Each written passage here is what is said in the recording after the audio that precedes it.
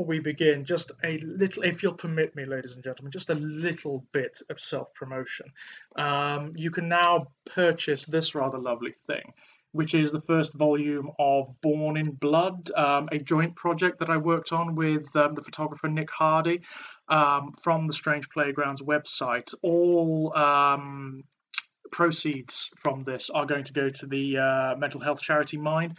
It's a collection of short stories and photographs taken by Nick, based around the themes of mental health and mental disease. There are going to be 6 volumes when this is done, 6 volumes that you can put together. They sort of function as, first of all, you can put them together physically. This cover becomes sort of like a montage, like a collage, when you put them together, but also in terms of the short stories and the photographs. There is, although the short stories are individual, they're independent, there is a running mythological arc all the way through them, which sort of culminates at the end, which I'm quite proud of, I have to say, and I'm very, very pleased with the way the book has come out. So please consider going and having a look at this. I'm very, very pleased. It's a Nick's it is a genius. Nick Hardy. He's a Nick Hardy Productions. I will put a link down below. He's a photographer by profession. Does a lot of stuff. A lot of stuff. He's great. He has no parameters, Nick, none whatsoever. I mean, this project. He only asked me. He asked me to do some like a couple of sentences of paragraphs for the photographs that he produced. I ended up doing a short story collection, and then he ended up doing 6 volumes of the thing, with potential. I mean, if it does reasonably well, what we might do is do a big compilation volume at the end that has all of them in. That would be great. That'd be good fun. Might be a bit expensive though, but we'll see. We'll see how that goes.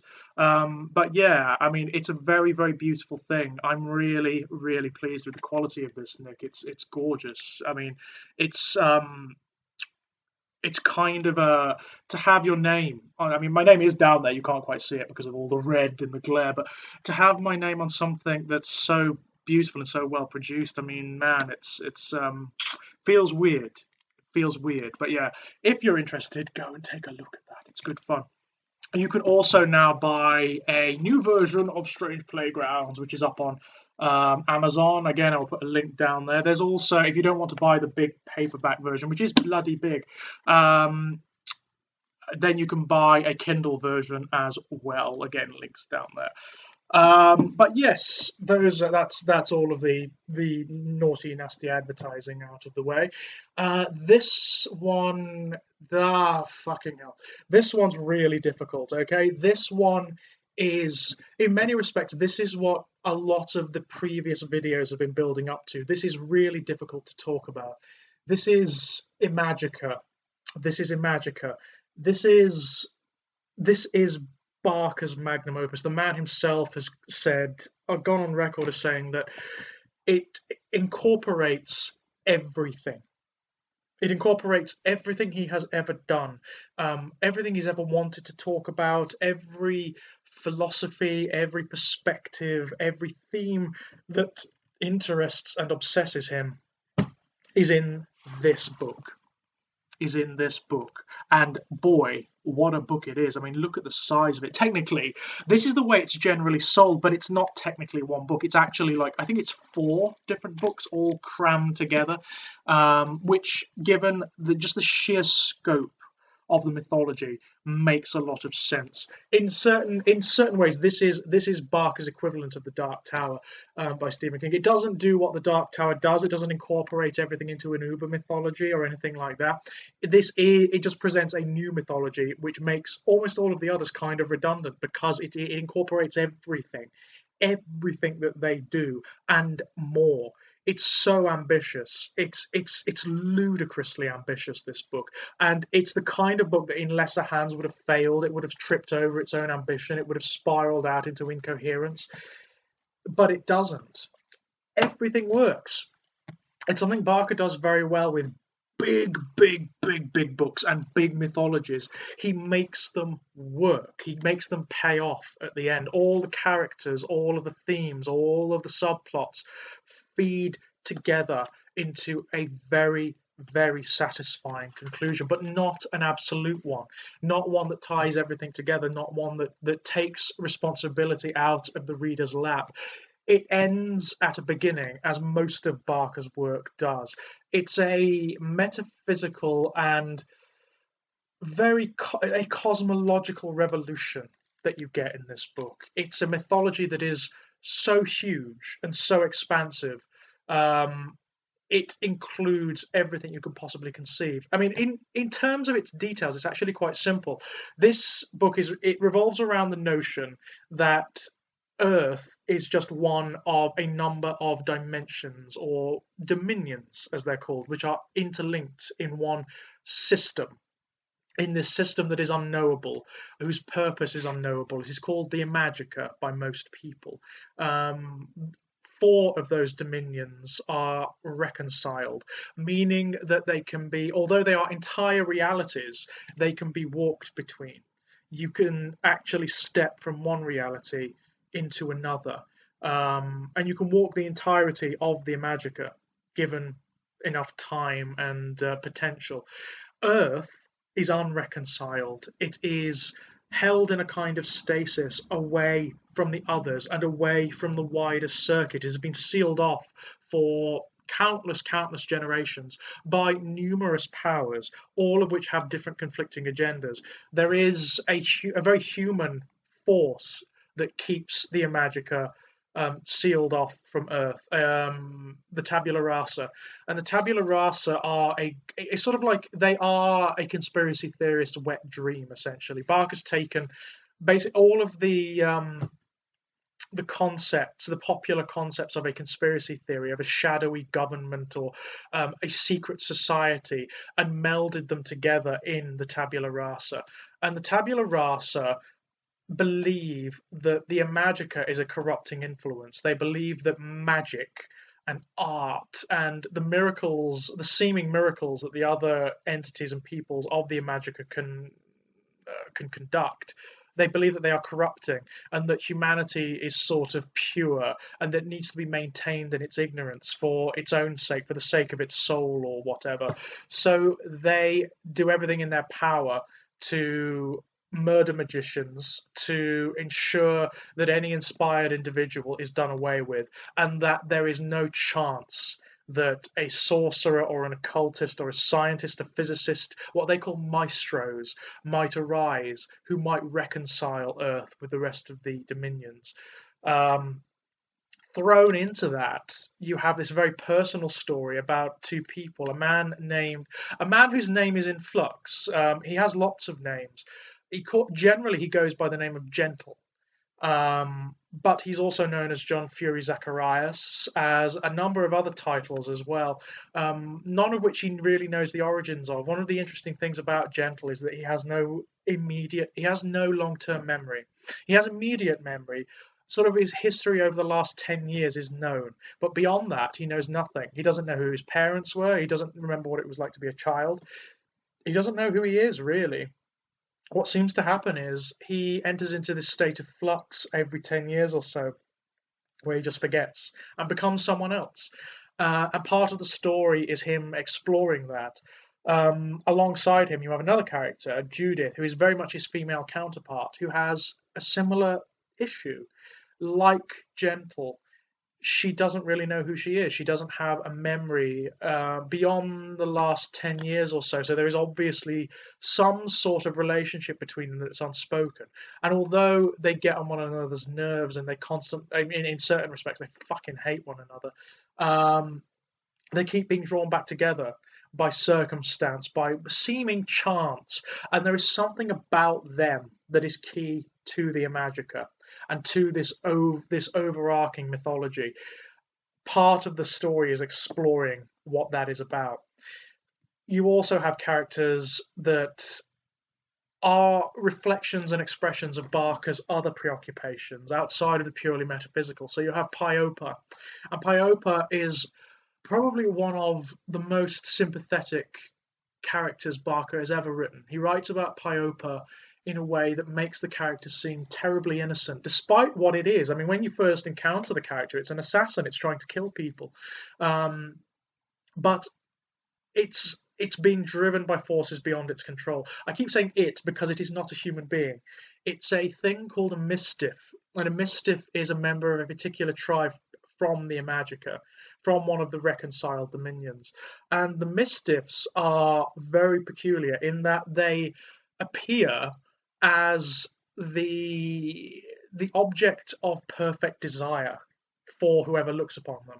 So some people will see male, some people will see female, some people will not. Some will see something else. It depends on the inclinations and preoccupations of the individual. It's a shapeshifter. It changes its form. It's sort of it's swathed in illusions, in a sort of natural illusion that it has no control over. People just automatically see the object of their desire and become somewhat devoted to it or possessive of it. And in that, the Mystiff is a commentary on human desire in particular, and it's not a very flattering one. It really isn't. But if you were to peel away the illusions, and it can do this, it can consciously appear as what it is, then what it appears as is this very androgynous entity that is neither male nor female, but also not hermaphroditic. It doesn't operate on any known sexual spectrum. It's its own entity.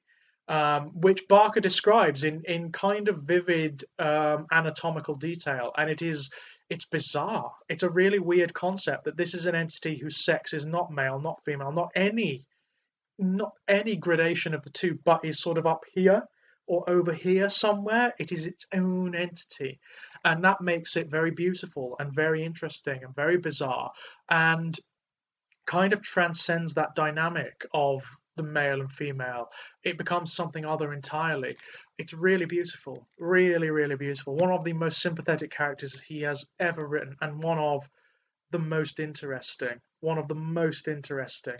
Um, you also have this just enormous cast of supporting characters from members of the tabula rasa, their attendants, gods and goddesses. There are lots of divinities in this book, lots of divinities. And like in The Great and Secret Show, Everville, Imajica, not Imagica, Cold Heart Canyon, Galilee, and Weave World, divinities in this are not what people think they are. They are not entities from on high that express some state of absolute perfection. They are definitely not that. They are men and women. They are entities from the Imagica, from the various dominions. They're human beings by and large who have found some means of self-transcendence. They operate on contexts, thanks to the arts they wield and the inspirations they have. They operate on contexts that are beyond human, that are beyond human. And there are hundreds of them. There's not just one, there's loads of them. But there is one of them who is particularly key to the story. His name is Hapexamendios, amongst others. Hapexamendios. And he is God, as in the God of Abraham. He is the monotheistic entity he is Yahweh. He's the character that's talked about in the Bible and the Gospels and in the Quran and in the Talmud. He is purportedly the man who inspired those divinities and those stories. Those histories are his. And he is purportedly one of the first divinities to walk the entirety of the Imagica and to bring it under his dominion, hence the names. And he now operates out of the fifth dominion, or the first dominion rather, which is purportedly the city of heaven. That's the city of heaven. That's where Hapexamendios makes his home. Although he has not been seen by anyone for many, many, many, many, many, many, many, many centuries. He has many different cults and churches operating throughout the Imagica. He is the male god. He is the monotheist, the god that denies all others, that hates all others, in fact, and tries to grind them beneath its heel. It loathes other divinities. It particularly loathes goddesses. There is a definite conflict here between monotheistic male gods and pluralistic, pantheistic, or polytheistic female divinities. That is definitely a theme in this book, as is the conflict between the male and the female anyway. That is definitely a theme here. And Epexamendios is very unflattering as a representation of masculinity. He's very unflattering. He's he's the god of the Old Testament. He's jealous. He's power mad. He hates women. He's obsessed with his own flesh and his own morbidity. He's an odd character, and is very much the villain in this book. There are lots of antagonists, by the way, but he is the prime antagonist. And it's hard to get more than him, isn't it? It's hard to get a better antagonist than God. Um, and it's about his influence upon the wider Imagica and what he might potentially do to it if he gets his way. It's unflattering. It's very unflattering, but very deviant. Very deviant. I'm surprised this book didn't cause more of a stir when it came out, actually, especially amongst sort of advocates of Abrahamic faith, because it's not flattering to them at all. It really isn't.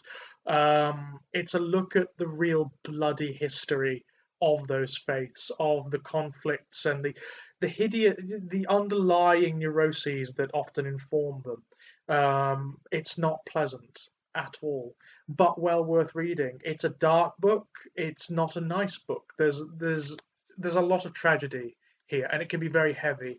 It's very dense as well, as you can see. It's a dense read, but not a difficult one, because the prose is gorgeous. The prose style is absolutely beautiful in this book. It just hurtles along. I mean, I read that in a week. That chunk there. I'll probably read the rest very soon. Again, for the umpteenth thousandth time. Um, it's not a difficult book to read in terms of its prose, but it is difficult in terms of its ideas, because the ideas are beyond what most fiction like this explores, and that it's explored in such a way that is not simplistic. It's very ambiguous. It's very hard. It's difficult to take in certain respects. You may find yourself going back to read certain parts of it and reread certain parts of it to understand what's happening. Certainly towards the end. Certainly when all of those ideas and those characters and those conflicts start to flow together, then you may have to go back and reread certain sections of it. When you start to understand who Gentle is and who Judith is and where they all come from, and how the Imagica is going to not resolve, but what it's going to become towards the end of the book, it's very cool. It's very cool, and there's not much that equals it. There's not much that has its ambition, but also its intelligence and creativity. There's very little like it in the literary world that fulfills on the same promise as this, and it's intimidating.